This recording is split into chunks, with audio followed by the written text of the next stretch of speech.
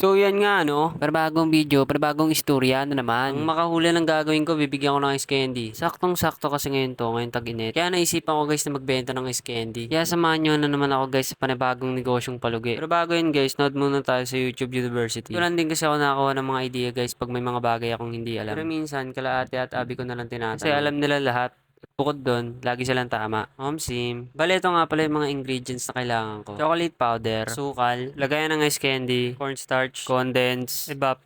Yun lang yung mga ingredients guys para makabuo ng isang ice candy. Ngayon naman, kahit wala kang pakialam, may tuturo ko pa rin kung paano gumawa ng ice candy. Una is kumuha ka ng isang pitchel o 1.5 na tubig, ganun, ilagay mo sa isang bowl. Wait nga lang, tuturo ko pa ba sa inyo to? Meron naman sa YouTube. Search nyo na lang guys. How to make ice candy. Pero pag hindi ko tinuro sa inyo to, wala na akong sasabihin dito sa vlog. Pero pansin ko lang na madali naman talagang kumita ngayon. Ito, tulad na ito, nag-search lang ako sa YouTube tapos may dami na lalabas ng mga video. Parang hindi na tulad talaga dati guys, no? Eh paano kung nasa dating panahon pa rin tayo? Kasi 'di ba halos lahat dati galing yung sa libro. Tapos ngayon isang search mo lang sa Google, lalabas na agad. Pero isipin mo no, kung nasa dati pa rin tayo. Maghahanap ka ng libro ng ice candy, tapos nandun lahat ng formula kung paano mo gagawin, no?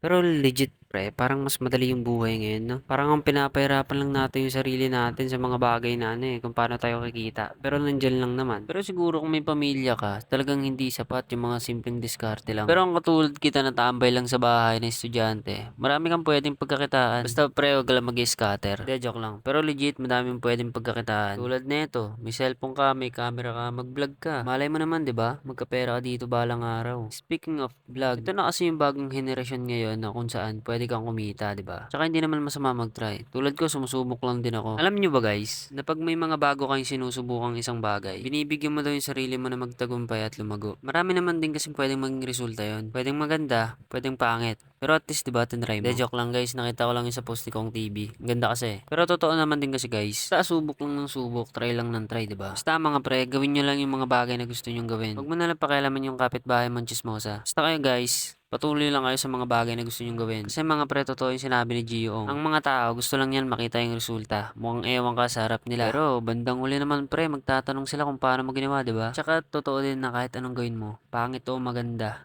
mabuti o masama, may masasabi at masasabi yung mga tao sa'yo. Pero hindi ibig sabihin nun pre, kaaway mo sila. Tandaan mo na lang na kailangan mo talagang makasama ng mga ganun tao. Kung minsan yung mga taong ine-expect mo na magtitiwala sa'yo, sila yung minsan na hindi maniniwala sa'yo, di ba? Pero inuulit ko guys, hindi ibig sabihin nun kaaway mo sila. Kailangan din natin sila sa buhay natin. Kaya ikaw pre, kung may gusto kong gawin pre, gawin mo na pre.